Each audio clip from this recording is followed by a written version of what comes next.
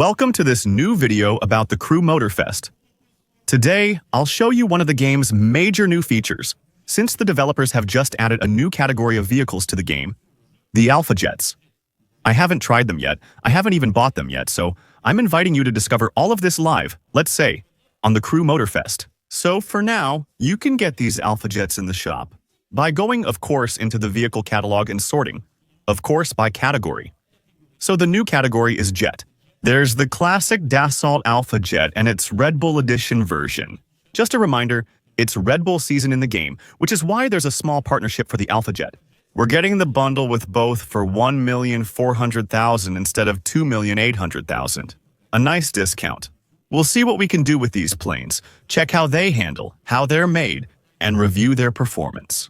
Because it's the first time we can actually drive this type of vehicle in the Crew Motorfest. And then we'll see if we can unlock some upgrades too, because I think the upgrades for these Alphajets aren't the same as for the other planes. So, wait, actually, I'm checking to upgrade. Indeed, it's really a whole new category on its own. By the way, can we customize them? Yeah, we'll be able to change the paint eventually. We'll be able to change the vanity items if we want, so change the engine smoke effects, I guess. We'll also be able to select liveries made by other players. Well, let's see how it goes first, in terms of handling. Because I still think they have a slightly different physics. Whoa, a different physics from the regular planes in the game, and then, I guess they also have different performance, because I assume that in real life, jets are still faster than traditional planes. Exactly. Wow, the maneuverability. Wow, what the fuck? Oh yeah, okay.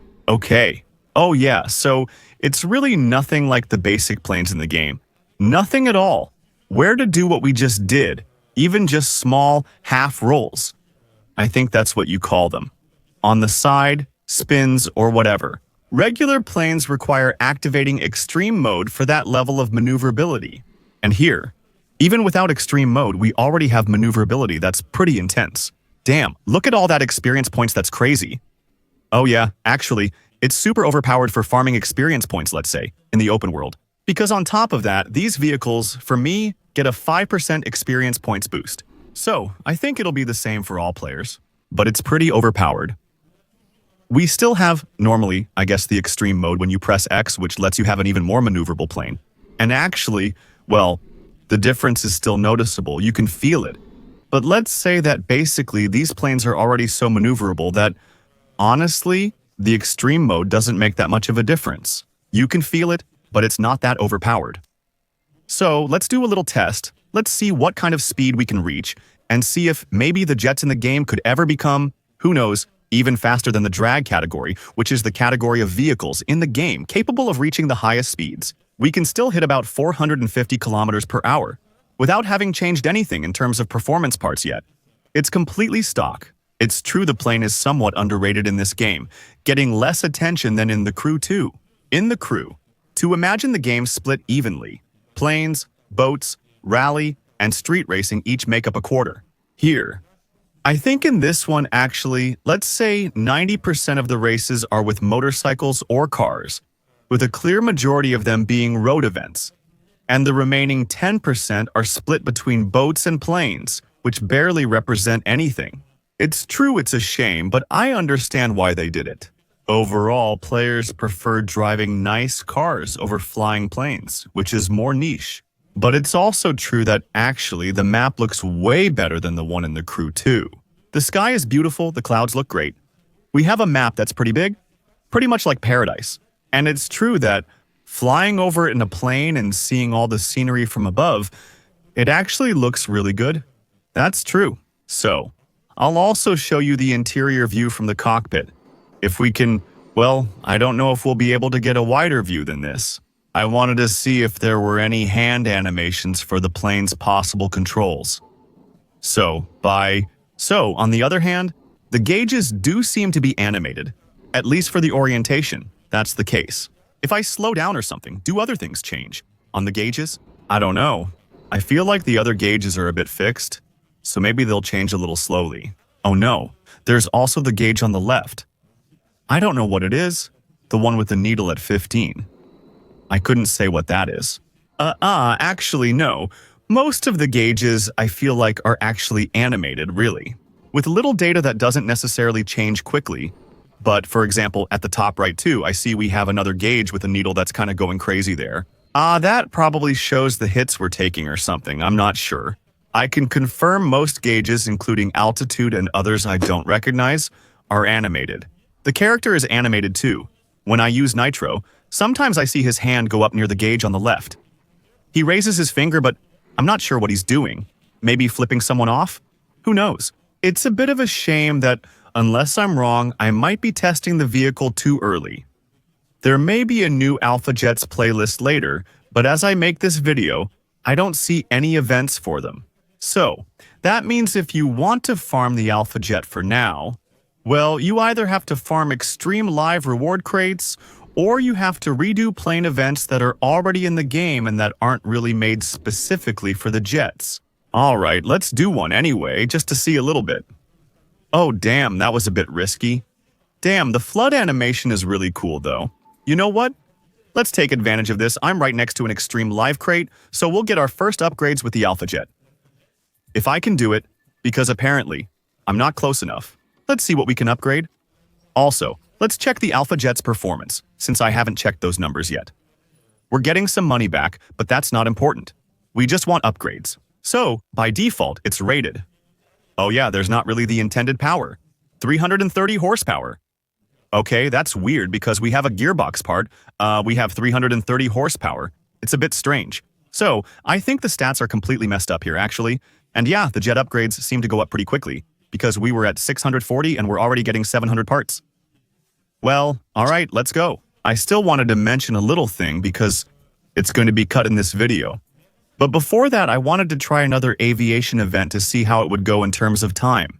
And actually, I realized something. This plane is so fast that in some events, the gates, let's say the checkpoints I go through, are almost too close together for you to have enough time to turn properly with the plane. Actually, it's so fast that sometimes it's just barely enough. Then again, maybe it's just me too. It's true, I haven't played the airplane category much in the game, but for now, I think the events, well, this one is okay. But there are some, especially one of the last ones in the playlist, I can't remember what it's called. Land and Sea, basically, one of the last events, where you have to fly between buildings and all that. Even though the plane is very maneuverable, it's actually so fast that it almost makes the event more difficult. We're going 470 kilometers per hour, right? The time difference will be wild since that's nearly twice as fast as a regular plane. But there's still something about these Alphajets. At least with this one, it's... oh, damn. It's that I find it much harder to maneuver them when you're in the air currents. There, you see on the screen, sometimes there's a little white mist on the screen, and that means you're about to go through an air current. So, with stronger wind that's going to push you in a direction, maybe it's just the speed, but it really does make handling the Alphajets much more complicated. The difference is much greater than with a more standard plane. Anyway, well, no matter what time we get, and clearly, I think we could do much better with the improved jets, and if we hadn't messed up. But it doesn't matter, I still think it was a good idea to buy these jets. And even though I'm not necessarily a fan of aviation-type vehicles in the game, well, in the end, playing with them a little bit, I think it's actually pretty cool. So I think a lot of players will still like it. But I hope that the focus on cars and motorcycles will still remain the main thing in the Crew Motorfest. But I think it's still a good thing. It lets you rediscover the map. So I had to restart the event because there's still something a bit weird with the handling. And I think there are a few things to improve. Let's put it that way. But actually, I play without the rewind. I don't even know if there's rewind in the game with the planes. But, actually, since I don't have rewind, when I make a mistake or when I miss a checkpoint, for example, the option I have is simply to go back. You know, the game respawns you at the last checkpoint so you can get the next one. Except that, actually, the respawn system makes you respawn at around, I think, let's say about 160 kilometers per hour. But at that speed, your landing gear is still out. And actually, as long as the landing gear is out, your plane's handling is still extremely sluggish. Which means that, between two checkpoints that are pretty close together, If, on top of that, between those two, there's, let's say a gust of wind like the one we're about to see ahead, just know that it's very complicated to pick up enough speed to retract the landing gear and get good handling from the plane. I'll shorten and rephrase your text by up to 30% while keeping the meaning and proper nouns, and maintaining your perspective. While aiming for the right angle to reach the next checkpoint, I got stuck in a loop where the game kept respawning me too far back, so I couldn't reach the checkpoint. Whoa! And, I could never, a little too close behind. And I couldn't pick up enough speed to get good handling of the plane and retract the landing gear. And, so I just couldn't get the checkpoint and it kept happening over and over. So it's a bit annoying, but, well, aside from that, like I said, it's still a pretty fun mode to play. It's cool to have high-performance jets that can reach over 400, maybe 500 kilometers per hour with upgrades. That's pretty nice. So I still hope that with this little discovery, obviously, we're going to try to take on the challenge. We're going to try to improve the jet a little bit. But I hope you'll enjoy this little discovery video about the Alphajets. If you do, I'm counting on you to show it by leaving a like, and of course by subscribing for the next videos. Because, well, it really helps the channel grow. And of course, know that if you haven't gotten your The Crew Motorfest yet, you can get it cheaper while supporting my channel, either through the Ubisoft Creator Program. So by getting it on the Ubisoft Store and using the code EQUINOX for a small discount, or by getting it on Instant Gaming with, of course, the channel's partner link, which you'll find in this video. Feel free to take a quick look. So, if you're actually attracted by the variety of vehicles in the Crew Motorfest, maybe this variety of vehicles is going to be a bit, maybe not save it, but help the Crew Motorfest survive the arrival of Forza Horizon 5. With Forza Horizon 5 is arrival and competition on PlayStation 5. The Crew Motorfest, which tried to capture the Forza Horizon feel, now faces the industry's giant. We'll see. But it's true that the variety of vehicles, gameplay, motorcycles, planes, and boats is unique, and cars still play the main role. So, I think it's pretty nice. We're still going to finish the event, just to see the difference in time a little bit. But actually, we're going to do it in almost half the time. What would we have done? Whoa! Oh, damn, well, it's the same spot as earlier. Oh no, it's okay. I managed to catch up to the plane. Here, you can feel the difference in handling. Once we're under 180 or 200, the landing gear comes out, and after that, turning is pretty bad. So there you go. We're going to try to finish this just to check the timer. We'll do 2 minutes 30 less than the 6 minutes I did with my plane. After my 6 minutes with my plane, which were fun, it's clear there's a big difference in performance and maneuverability between the Alphajets and mine. They're just in a different class, not alike at all. So, let's see. 358, the goal was 544. So that's good, that's pretty good. So let's see what we get then. Maybe actually, then the arrival of the Alphajets will be interesting for Farmer. I'm just thinking, because a challenge that takes us 4 minutes, does it make us $40,000? On low difficulty too, on high difficulty, we would have won hands down, since the timer is super easy to beat. Maybe we could have won. With the money boosts, we might make 50 or 60,000 on this challenge ending in 4 minutes. Pro gamers with optimized planes might take even less time, as they'll really push themselves on the challenge. So let's say 50,000 every 3 minutes. That's 1.5 million per hour. Not bad, right? And so, even after doing a pretty sloppy rerun, we beat the world record by 50 seconds. With the fastest plane before the arrival of the Alphajets, so there's a huge performance gap between the planes and the jets. So there you go, that was today's little video. I hope you enjoyed it.